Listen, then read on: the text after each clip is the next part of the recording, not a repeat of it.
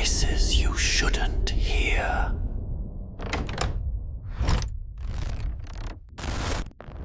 There are two kinds of people who come to the Reflection Room Clinic.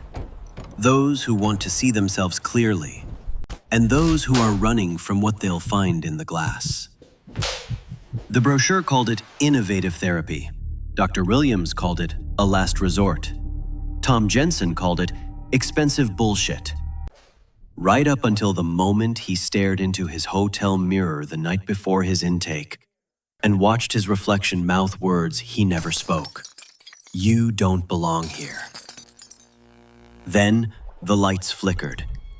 The glass fogged, and for one impossible second, the man in the mirror wasn't smiling anymore.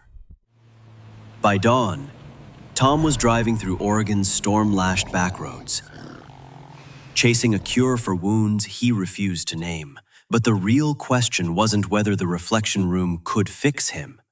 It was whether he'd survive what he saw when the mirrors finally told the truth. Chapter 1. The Drive Through Oregon's Heart. The rain in Oregon doesn't just fall, it orchestrates. Each droplet strikes Tom Jensen's windshield with the precision of a master composer crafting a symphony of dread. His Honda Civic groans up another winding mountain road, windshield wipers fighting a losing battle against the Pacific Northwest's liquid assault on visibility and sanity alike. Tom Jensen, 32 years old and professionally successful at hiding his psychological wounds behind a facade of quick wit and expensive suits, has been driving for 6 hours through landscape that seems designed to make city dwellers question their life choices.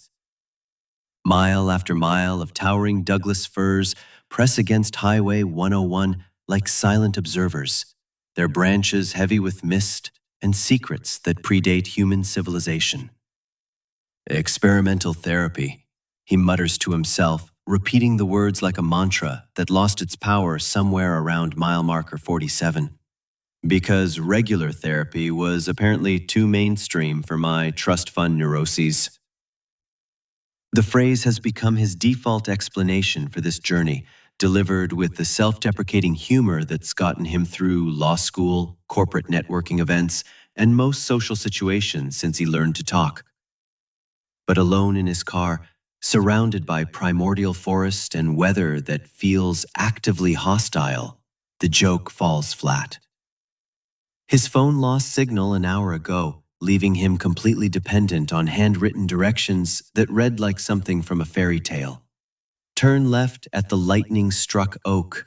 Continue 2.3 miles past the old logging bridge.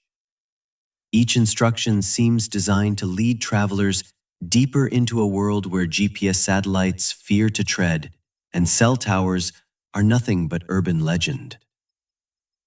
The trees seem to close in with each mile, their branches creating a canopy so thick that it's impossible to tell whether the darkness overhead is storm clouds or simply the absence of sky. Tom passes scattered mailboxes marking driveways that disappear into forest darkness, each one a reminder that people actually choose to live this far from civilization, or perhaps that civilization has simply forgotten they exist.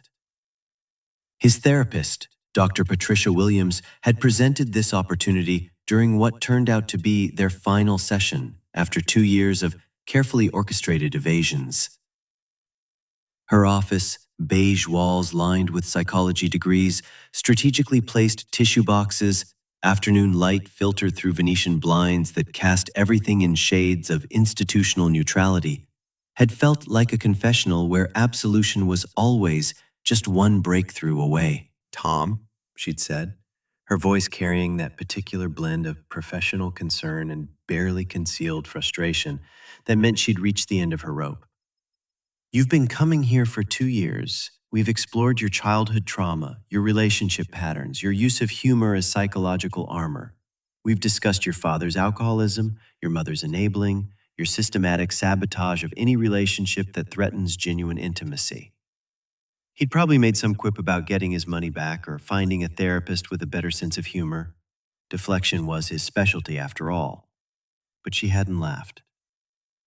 Instead, she'd reached into her desk drawer and produced a brochure that would fundamentally alter the trajectory of his life in ways he couldn't possibly imagine.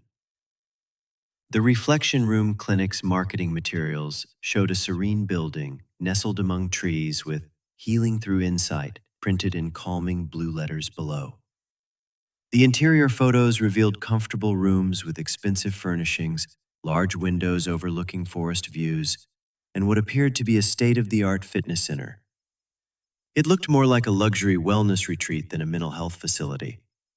"This is Dr. Lena Hartman's facility," Patricia had explained, sliding the brochure across the coffee table that had witnessed 2 years of his carefully crafted evasions. "She's a colleague from graduate school. Her methods are unconventional, but she has remarkable success with patients who struggle with traditional talk therapy approaches." Tom had flipped through the brochure while she watched his face for reactions he was too skilled at hiding. Something about the images made him uncomfortable in a way he couldn't articulate. They were too perfect, as if they'd been designed to conceal rather than reveal. "What makes it so special?" he'd asked, though instinct whispered warnings he chose to ignore. "Dr. Hartman believes most psychological problems stem from self-deception," Patricia had explained, her tone taking on the careful neutrality therapists use when discussing controversial colleagues. "We construct narratives about who we are, why we behave certain ways, what we need to be happy. Those stories become so ingrained we stop questioning them, even when they're destroying our lives." "So she helps people write better stories. She helps people see the truth." Patricia's expression had grown serious in a way that should have sent him running. "Her approach is based on the premise that conscious mind is too skilled at maintaining psychological defenses. Traditional talk therapy only works if patients are genuinely willing to examine themselves honestly. And most people, even those who believe they want to change, have barriers that prevent real insight." Now, navigating another hairpin turn on what felt like a road to psychological purgatory, Tom wondered if unconventional was therapeutic code for completely insane. The rational part of his brain, the part that had gotten him through law school and into a respectable corporate position, kept insisting he turn around and drive back to Portland. But the other part, the part that woke him at 3 a.m. with panic attacks and made him check every mirror in his apartment before sleeping, was curious about what kind of healing required this level of isolation. Chapter 2. First Glimpse of the Clinic.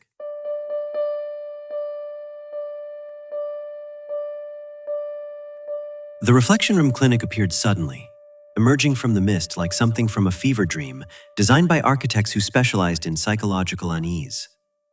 It was larger than expected, a complex of interconnected buildings that seemed to grow organically from the landscape, as if the forest itself had evolved this structure as some kind of therapeutic adaptation. The main building was all glass and cedar, warmly lit against the towering pines, with smaller outbuildings scattered around a central courtyard, like satellites orbiting a dark star. But it was the windows that caught Tom's attention. Each one reflected not just the surrounding forest, but seemed to hold additional depth, as if there were layers of reality stacked behind the glass like philosophical transparencies. He parked in a gravel lot that held perhaps a dozen vehicles, sensible sedans, a few luxury SUVs, and one beat-up pickup truck that looked like it had survived multiple decades of Oregon weather. The rain immediately soaked through his jacket as he grabbed his duffel bag, reminding him that Pacific Northwest weather waits for no one's neuroses. As he approached the main entrance, Tom noticed details the brochure photos hadn't captured. The building's architecture was deliberately nonlinear, with sections that seemed to connect in ways that defied conventional geometry.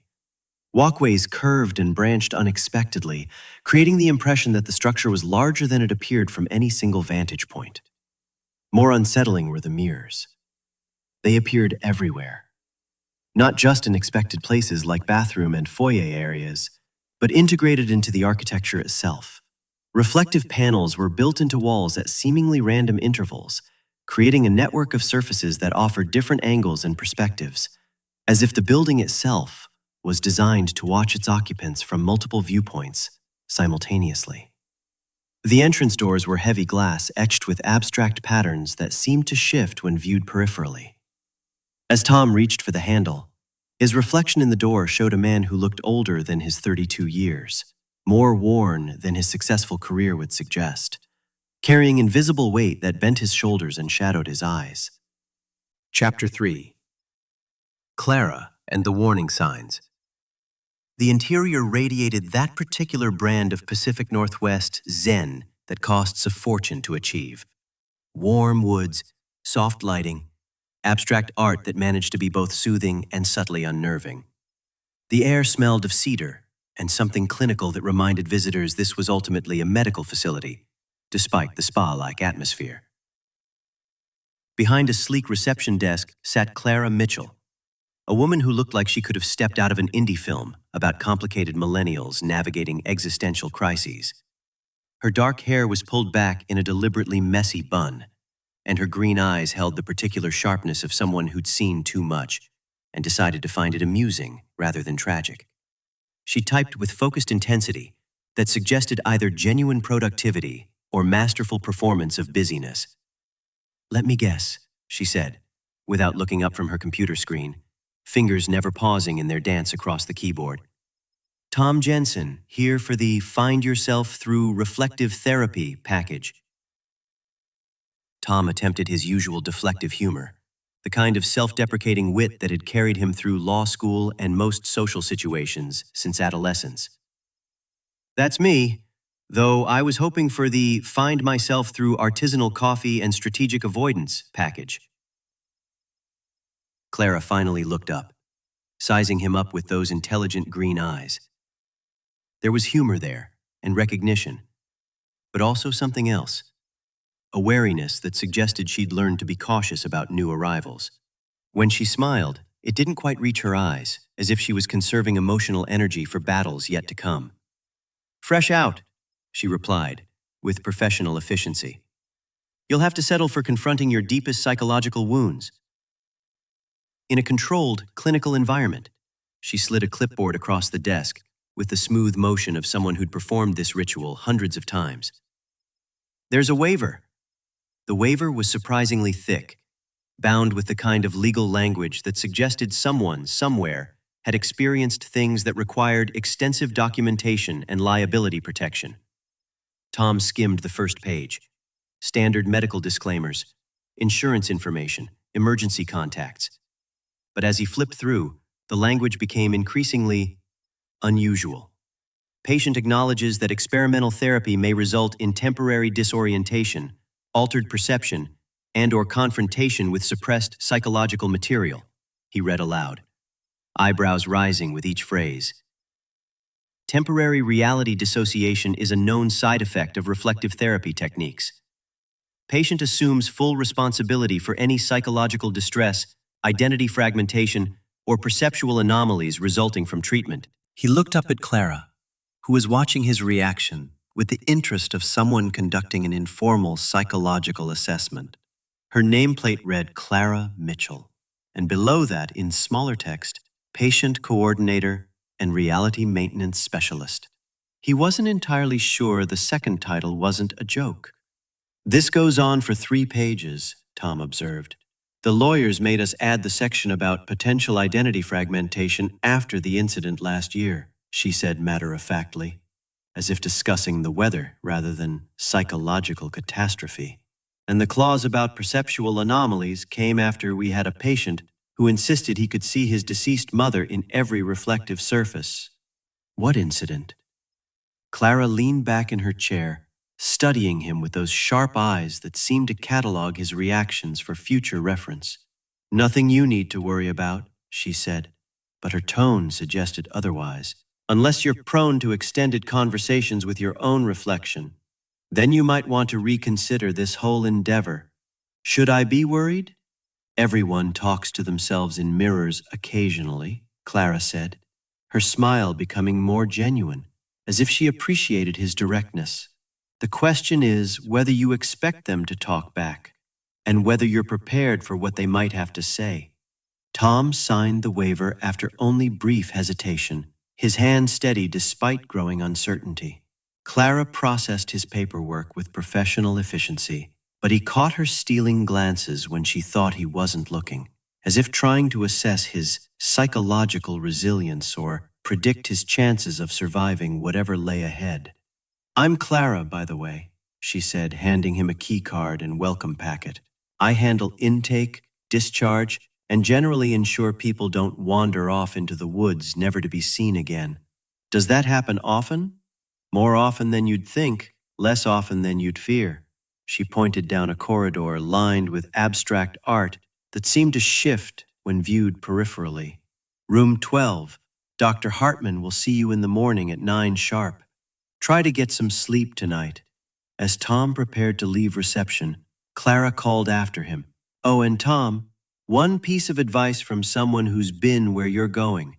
Don't trust everything you see here, but don't dismiss it either. The line between imagination and reality gets deliberately blurry in this place, and that's not always a bad thing." Her words followed him down the corridor like a blessing or a curse, depending on interpretation. Chapter 4. Room 12 and the Mirror. The walk to Room 12 took Tom through a series of corridors designed to disorient rather than direct.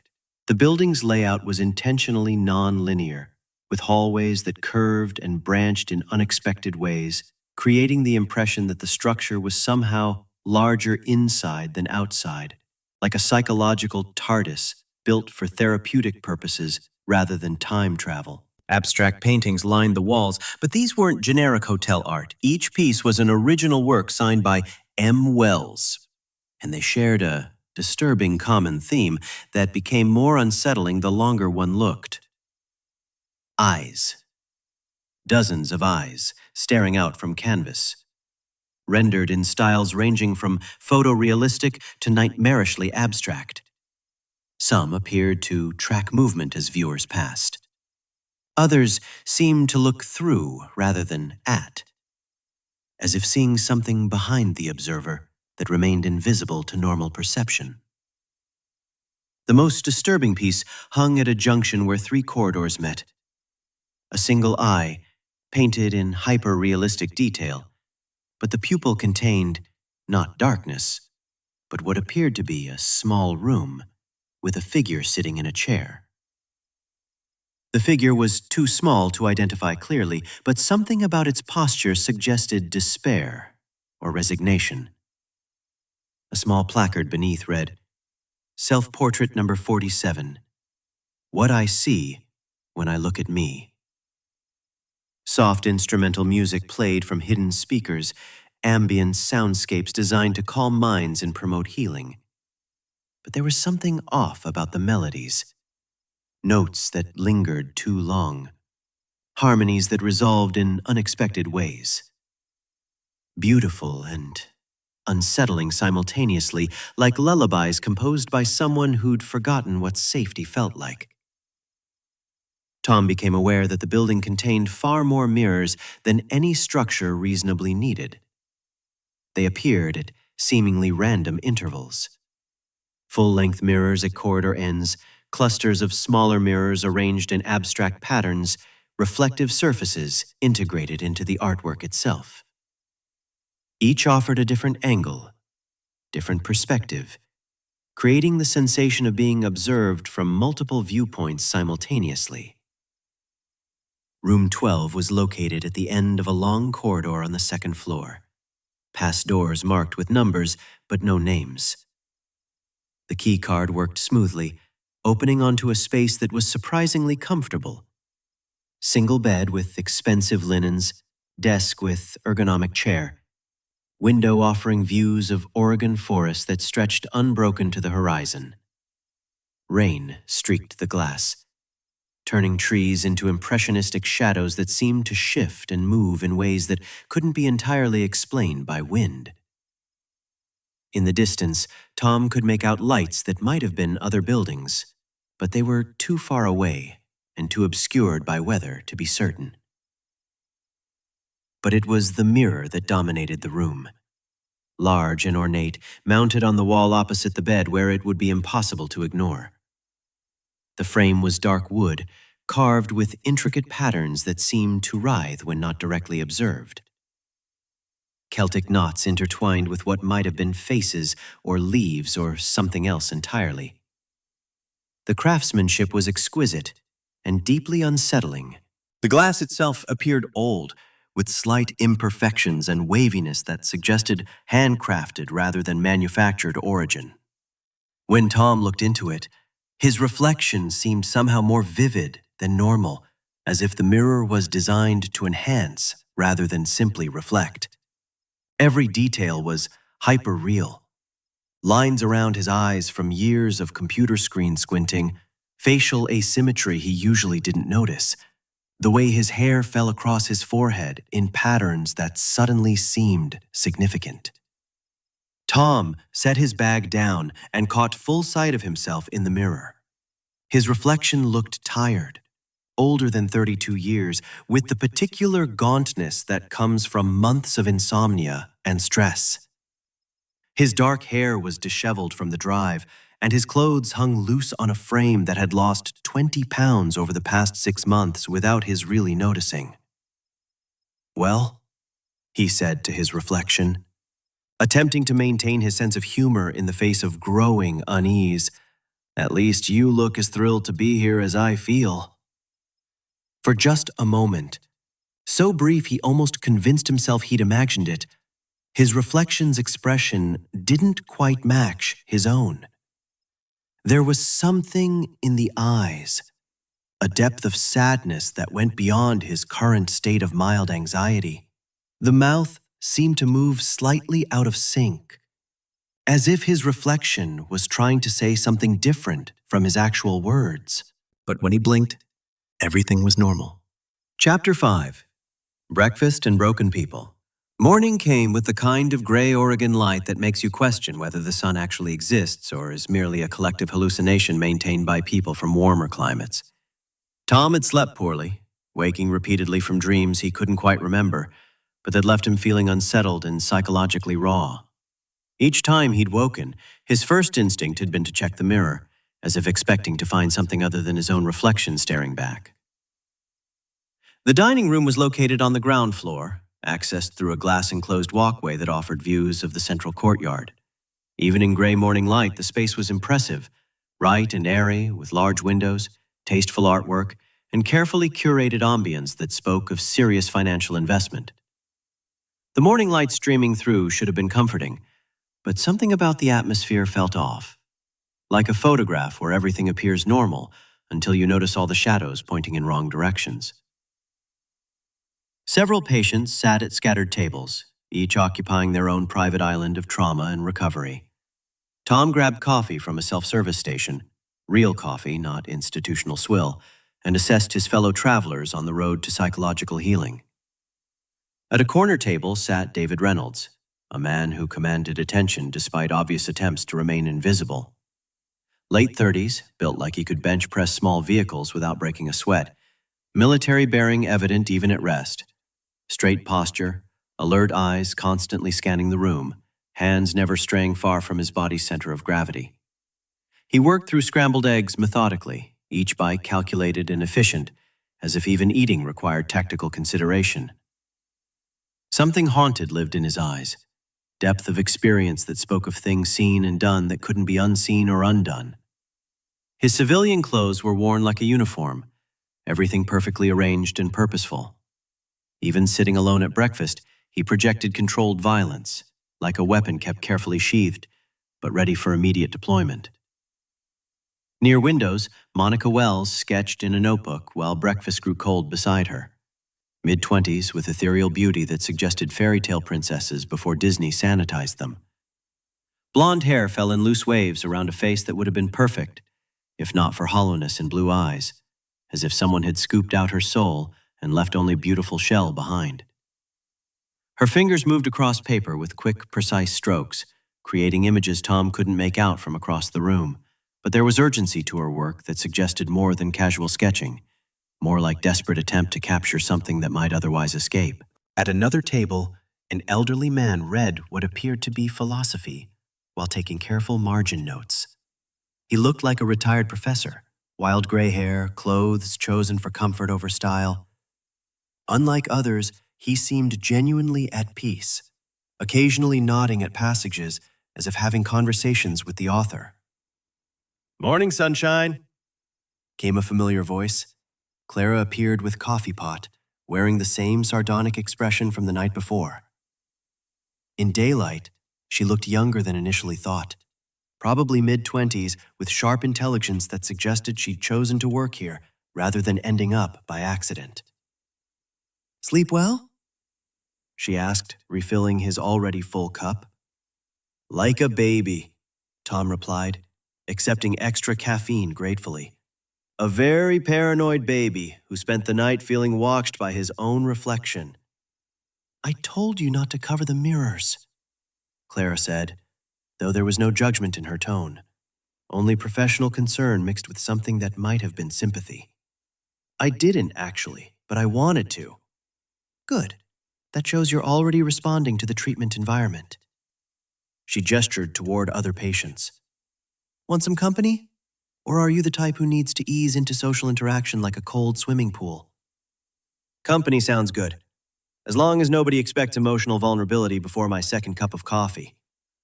Clara laughed, a genuine sound that was the first, purely pleasant thing Tom had experienced since arriving. "No mandatory sharing at breakfast. That's what therapy sessions are for." Chapter 6. Getting to know the damaged. Clara led Tom to a table positioned where he could observe other patients without obviously staring.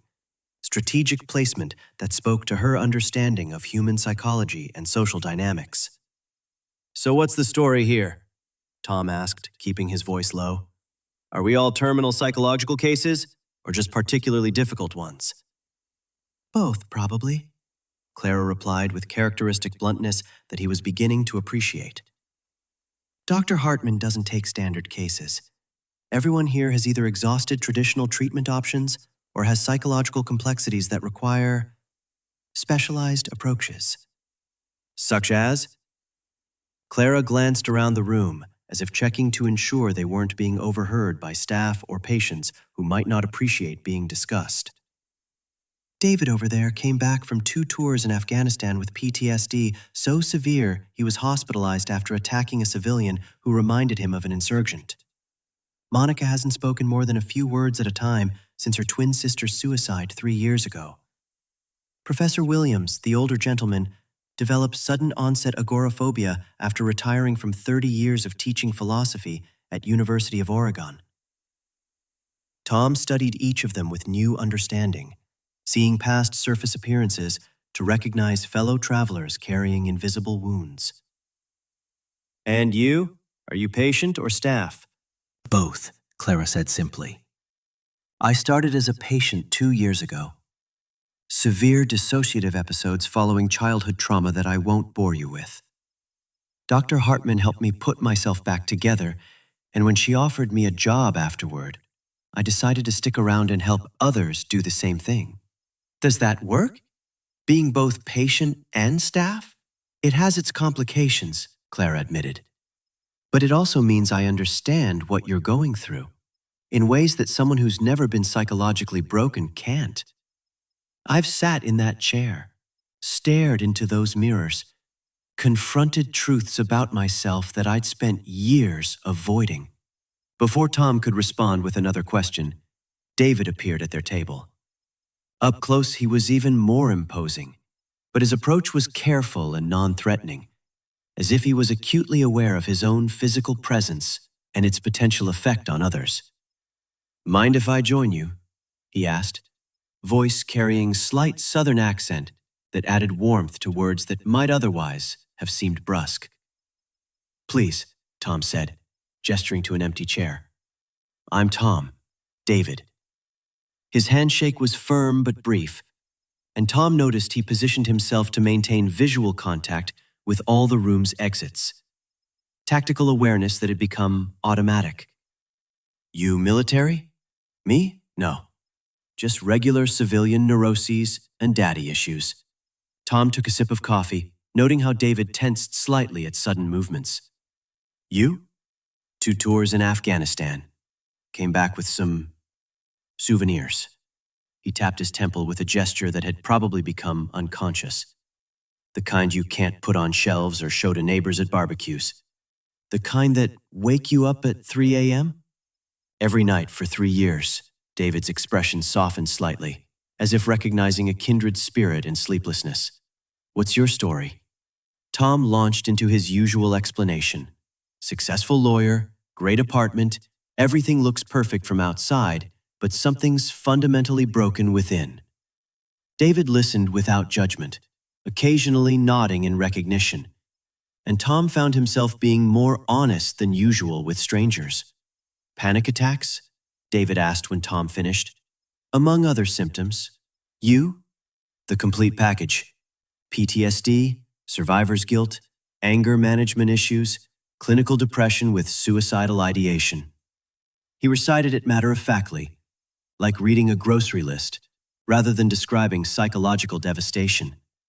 Been to 3 different therapists, tried multiple medications, group therapy, meditation retreats, even attempted self-medication with alcohol for several months. Nothing worked long-term. So you ended up here, as last resort? My wife... David paused, something painful flickering across his features, like lightning illuminating storm clouds. My ex-wife said I needed to try something radical, or she was filing for divorce and seeking sole custody of our daughter. Did it work? The ultimatum. Ask me in a month. He stood, gathering dishes with military precision that had become second nature. Word of advice, though. Don't trust the mirrors here completely. They show you things that aren't necessarily literally true, but they're always psychologically accurate.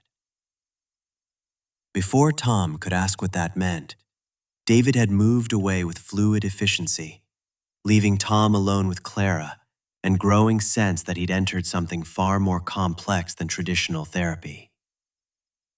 Chapter 7. Monica's Silent Language.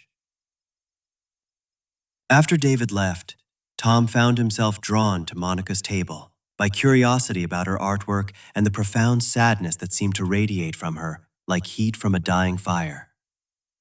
She continued sketching with intense focus, seemingly oblivious to the world around her, but he'd caught her stealing glances at other patients when she thought no one was looking.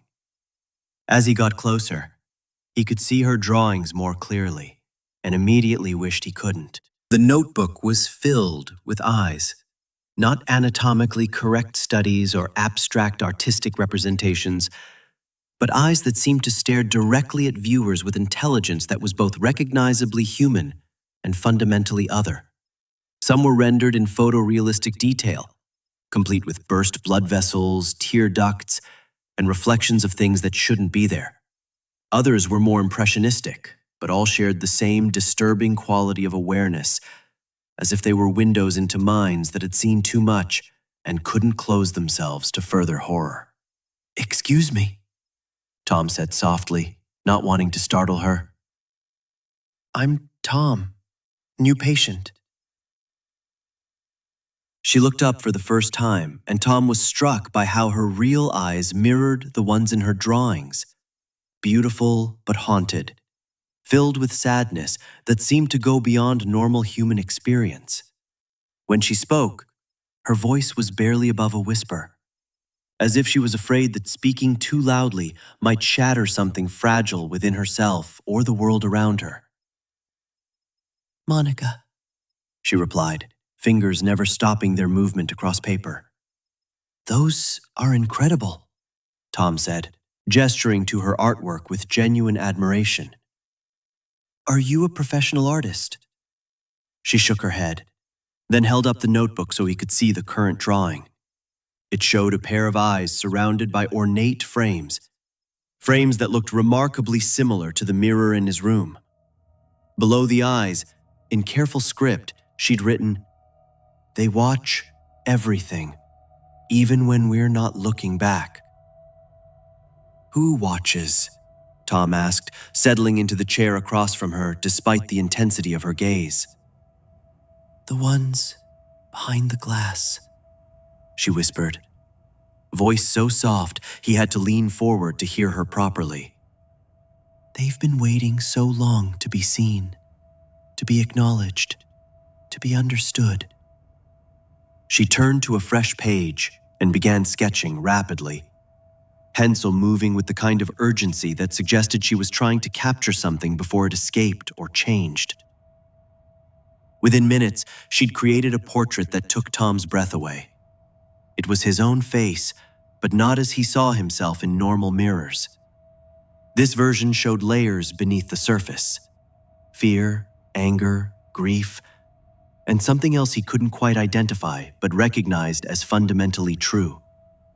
It was more honest than any photograph, more revealing than any therapist's assessment. "How did you—" he began, but she was already tearing the page from her notebook and handing it to him with the solemnity of someone passing along sacred knowledge. "Everyone here has shadows," she said, still whispering. "Mine just happen to have faces that won't stop staring." Before Tom could respond with questions or comments, she closed the notebook and gathered her things, leaving him alone at the table with a drawing that seemed to stare back at him with his own eyes, but eyes that had seen truths he wasn't ready to acknowledge consciously. Chapter 8. Dr. Hartman and the Mirror Work.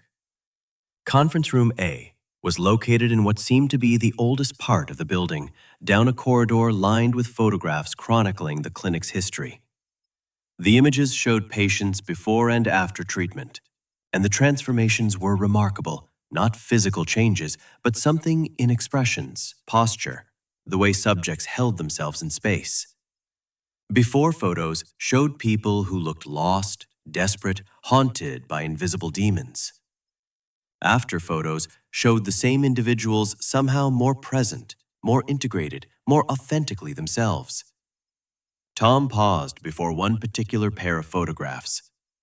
The before image showed a middle-aged woman with hollow eyes and the kind of forced smile that suggested barely holding herself together through sheer willpower. The after photo showed the same woman, but her smile was genuine and her eyes held depth of self-awareness that seemed to radiate from the image. Below the photos, a small placard read, "Dr. Elizabeth Crane, former director, 1987 to 2019. The conference room itself was surprisingly sparse. 2 comfortable chairs facing each other across a small table, bookshelf filled with psychology texts, and dominating one wall, an enormous antique mirror in an ornate frame. The glass had slight warp to it, like old windows, and the frame was carved with intricate patterns that seemed to shift when viewed peripherally. Dr. Lena Hartman entered precisely at 2 p.m., and Tom immediately understood why she'd developed a reputation in the therapeutic community. She moved with confident stride of someone who'd spent years listening to people's darkest secrets and emerged with compassion and tact. Mid-40s, intelligent brown eyes, graying hair worn in practical but elegant style. Her handshake was firm, smile genuine, but professional. "Tom," she said, settling into the chair across from him. "I'm Dr. Hartman. Please, make yourself comfortable." The chairs were positioned so both faced the mirror, making it impossible to ignore. Tom found his gaze drawn to the reflection, 2 people sitting in comfortable chairs, about to begin what might be the most important conversation of his life. "Your therapist, Dr. Williams, spoke very highly of you," Dr. Hartman continued. "She mentioned you've been working together for several years." 2 years, Tom confirmed, though working might be generous. "I've mostly been entertaining her with witty observations about my childhood trauma, while carefully avoiding any actual insight or emotional growth." Dr. Hartman smiled at that, expression suggesting she'd encountered this particular form of resistance many times before. Humor can be a very effective defense mechanism. It allows us to acknowledge painful truths while maintaining emotional distance from them. "Story of my life. I'm the guy who makes jokes at funerals." "Do you?" The question caught Tom off guard with its directness. "Do I what?" Make jokes at funerals. Literally. Tom considered this, staring into the mirror as he formulated an answer. His reflection looked thoughtful, older somehow than he felt inside. Actually, yes. I was the one who made everyone laugh at my mother's memorial service. My father was furious, said I was being disrespectful to her memory. How did you feel about that reaction? About making people laugh or about my father's anger? Both. Tom watched his reflection as he spoke, noting how his expression changed subtly as he accessed different memories. The mirror's unusual quality made every detail hyper-real, impossible to ignore or dismiss. I felt useful, I guess. Like I was serving a purpose my mother would have appreciated. She had a great sense of humor, would have wanted people to remember her with joy rather than just sadness. But my father... He paused, noticing how his reflection's expression darkened when he mentioned his father. My father wanted everyone to be as miserable as he was. Still does, probably. Tell me about your father. And so began what would become the most intense therapeutic relationship of Tom's life. Over the next 90 minutes, Dr. Hartman guided him through memories he'd spent years avoiding with increasing sophistication. His father's drinking, unpredictable rages, the way he'd systematically destroyed any sense of security or self-worth Tom had tried to build during childhood and adolescence. But unlike previous therapists, she didn't just ask him to describe these experiences intellectually. She asked him to look at himself in the mirror while he talked about them, to observe his own reactions, to watch his face as he spoke difficult truths. "What do you see?" she asked, during a pause in his recitation of childhood horrors. Tom looked at his reflection, really studied it for the first time since arriving. The mirror's unusual quality made every detail hyper-real. Lines around his eyes from years of squinting at computer screens. Slight asymmetry of his face that he usually didn't notice. The way his hands gripped chair arms with unconscious tension. "I see someone who's tired," he said slowly, words coming from someplace deeper than conscious thought. Someone who's been running from these memories for so long that he's forgotten what it would feel like to stop. "What else?"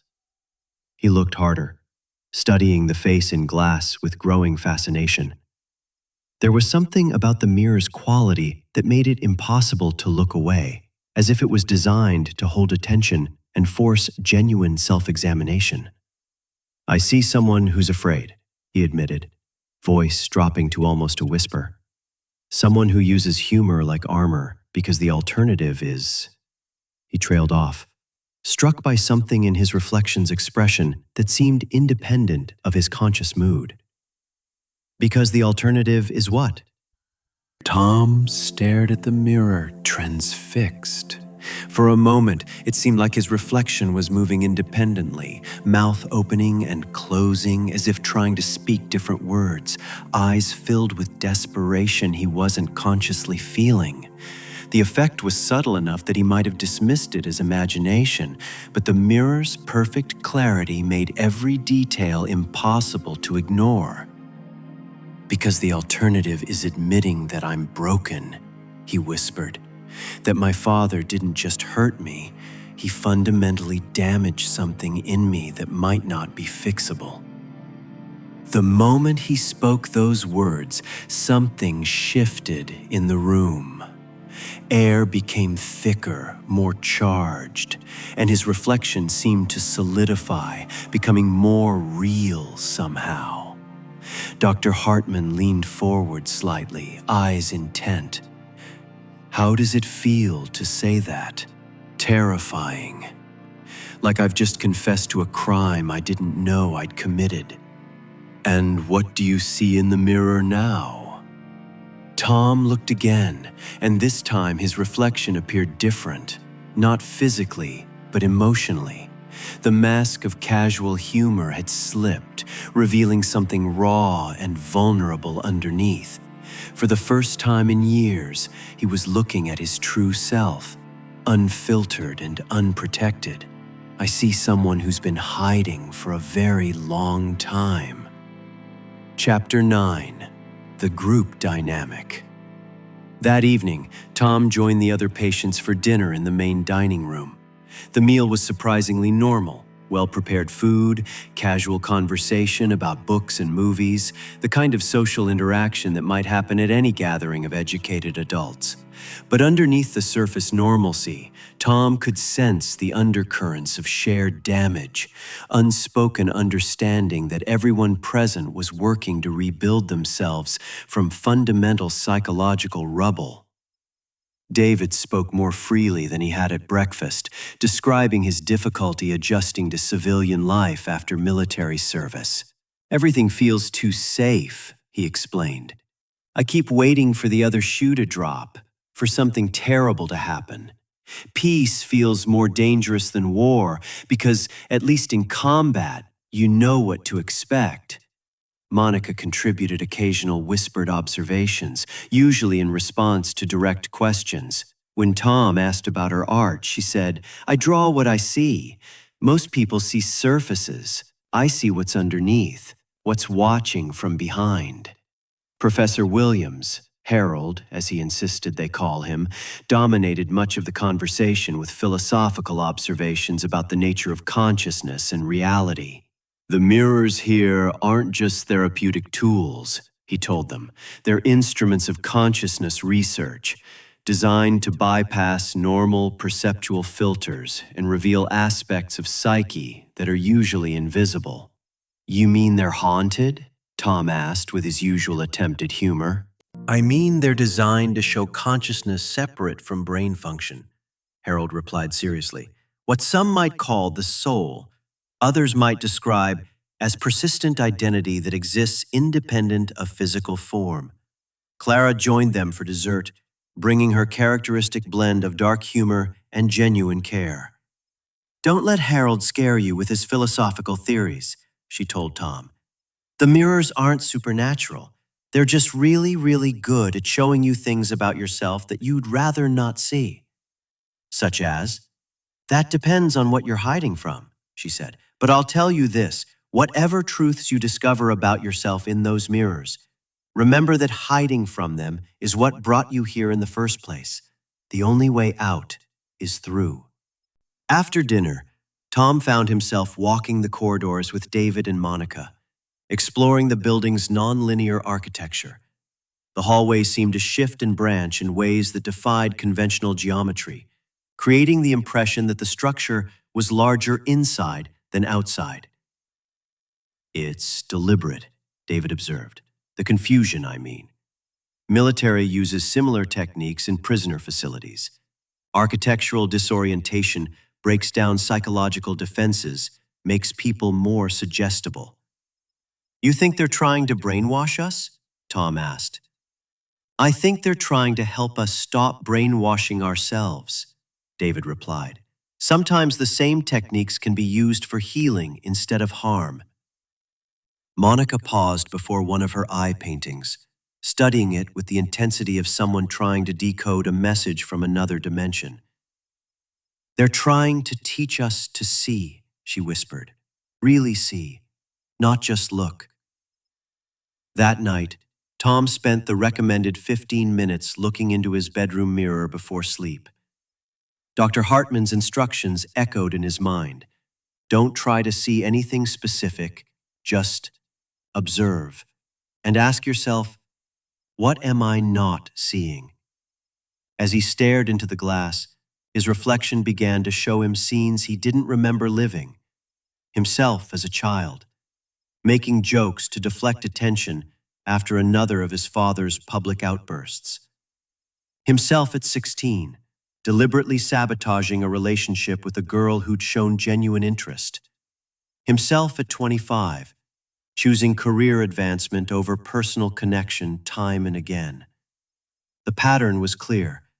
Every time someone had tried to get close, he'd found a way to push them away. Every time he'd had opportunity for genuine intimacy, he'd chosen humor over honesty, safety over connection. What am I not seeing? He asked his reflection one final time, and the mirror showed him the answer with brutal clarity. He wasn't just afraid of being hurt. He was afraid of being loved, because love meant vulnerability, and vulnerability meant the possibility of being abandoned, broken, left with nothing but pieces of a life that had never really belonged to him. Tom went to sleep that night with new understanding of the mirror's power to reveal hidden truths. But he also went to sleep with a growing sense that he was only beginning to comprehend what the Reflection Room Clinic was capable of showing him about himself. Chapter 10: The Storm and Cross-Reflection. 3 weeks into treatment, a Pacific storm hit the Oregon coast with biblical fury. Power lines snapped under the weight of falling trees, plunging the clinic into darkness broken only by emergency lighting that cast everything in hellish red shadows. But it wasn't the storm outside that created the real crisis. It was what happened inside the mirrors, when the electromagnetic field generated by the lightning interacted with whatever technology Dr. Hartman used in her specialized glass. Tom woke to the sound of screaming echoing through the corridors. Not the scream of wind or storm, but human voices raised in terror and anguish. He stumbled from his bed to find his mirror rippling like water. Its surface no longer solid, but somehow permeable. Through the liquid glass, he could see not his own reflection, but David, crouched in a desert foxhole while explosions illuminated the night sky around him. In the hallway, Tom found Monica pressed against a wall, staring at a mirror that showed not her face, but her twin sister Sarah hanging from a rope in their childhood bedroom. Tears streamed down Monica's face as she whispered, "I should have stayed. I should have seen the signs." Dr. Hartman appeared in a bathrobe, flashlight in hand. Her professional composure cracked for the first time since Tom had met her. "It's called cross-reflection," she explained quickly, as they gathered in the main hallway. "When electromagnetic fields disrupt the mirror network, individual psychological barriers break down. Instead of showing personal trauma, the mirrors begin displaying interconnected experiences." "You mean we're seeing each other's nightmares?" Tom asked. "More than that, you're experiencing them. The boundaries between individual consciousness become permeable."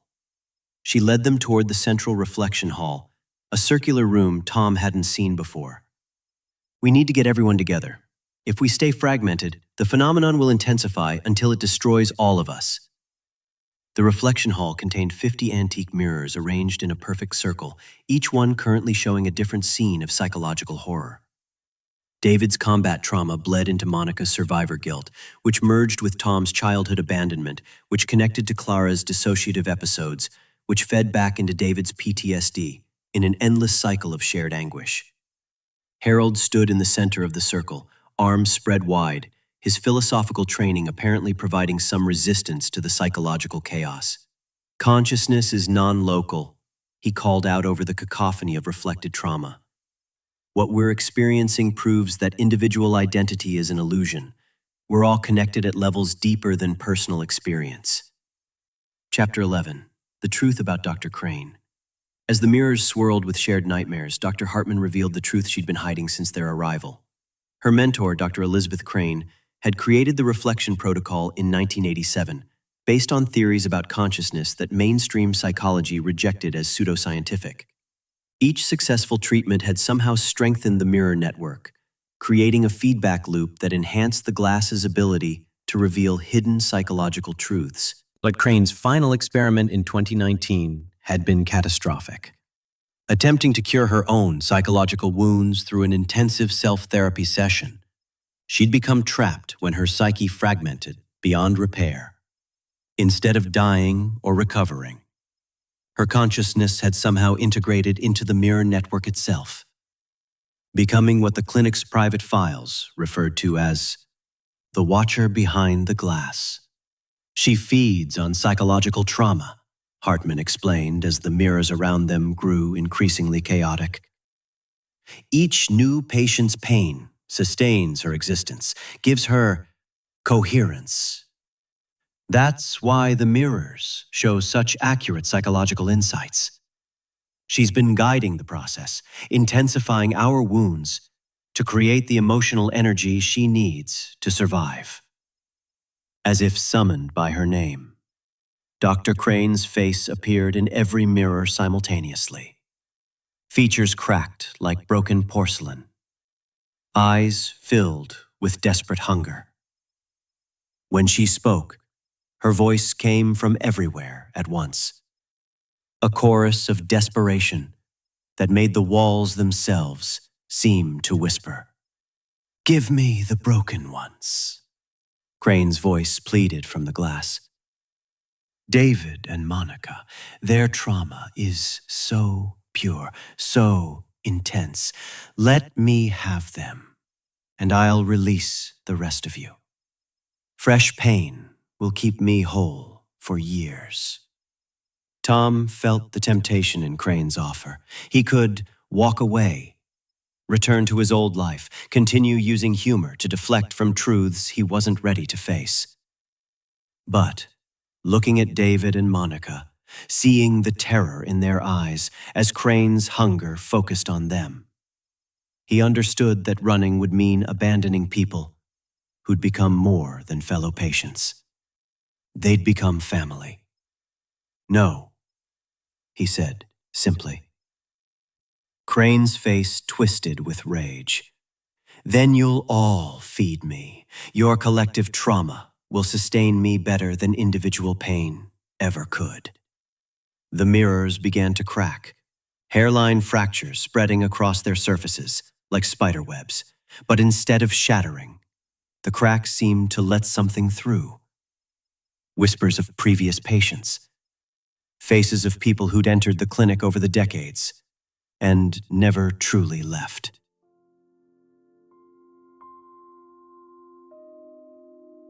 Chapter 12. The Unified Response. Harold, drawing on his philosophical understanding of consciousness, proposed their only chance of survival: complete psychological unity. If Crane fed on fragmented trauma, then their salvation lay in integration, not just individual healing, but collective coherence. "We practice mirrored unanimity," he explained, his academic voice steady despite the chaos around them. "Every person projects the same image into the glass simultaneously. If we can achieve perfect synchronization, we starve her of the psychological fragmentation she needs to survive." They formed a circle within the circle of mirrors, hands joined, focusing on a single shared thought.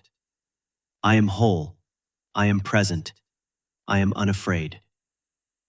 The practice was difficult. Each person's individual trauma kept breaking their concentration, causing the mirrors to flicker between collective unity and personal hell.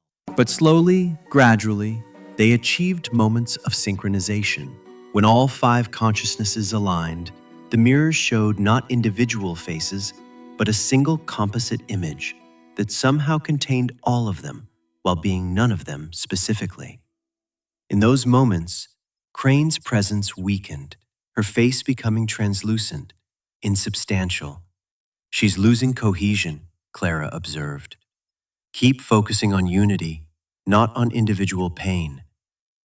The final push came at what Harold called mirror hour, 3:33 a.m., when the electromagnetic field generated by the storm reached its peak.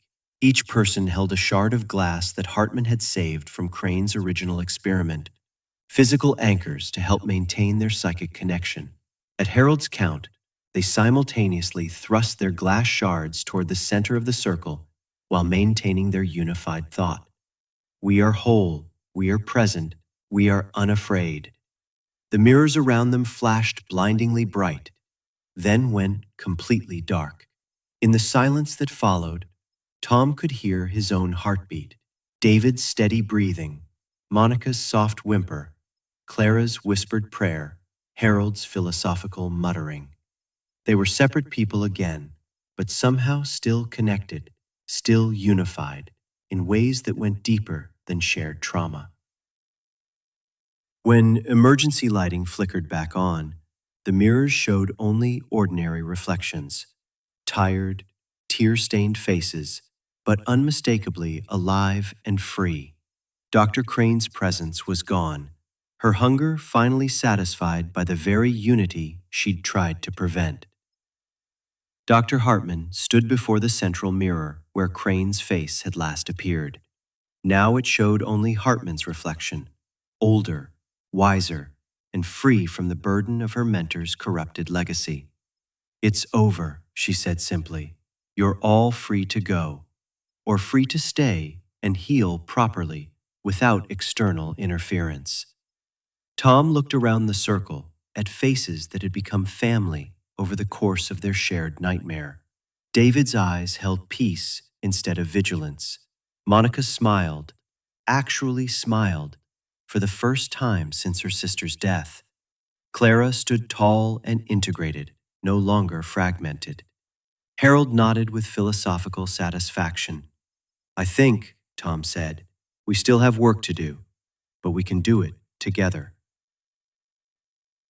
Outside, dawn broke over the Oregon mountains, painting the sky in shades of hope and possibility. The storm had passed, taking with it the psychological debris of decades.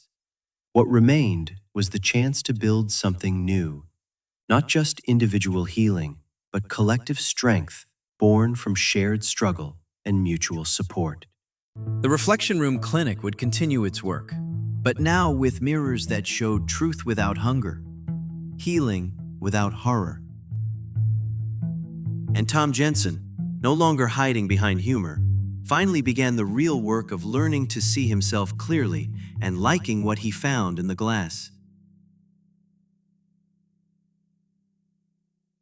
Epilogue, 6 months later. The clinic operates now with normal mirrors in common areas, specialized glass confined to supervised therapy sessions. Dr. Hartman publishes her findings about collective consciousness and therapeutic community. Tom has left corporate law, training instead as a trauma-focused therapist. David reunites with his family, advocating for veteran mental health reform. Monica's art exhibition, Eyes Forward, opens to critical acclaim. Her new paintings show faces that look ahead rather than back. Clara becomes head patient coordinator, ensuring every new arrival meets someone who has walked their path. Harold returns to academia, lecturing on consciousness with living proof that philosophy and psychology can heal together. When Tom visits the reflection hall 1 year later, he finds ordinary mirrors reflecting ordinary people doing extraordinary work.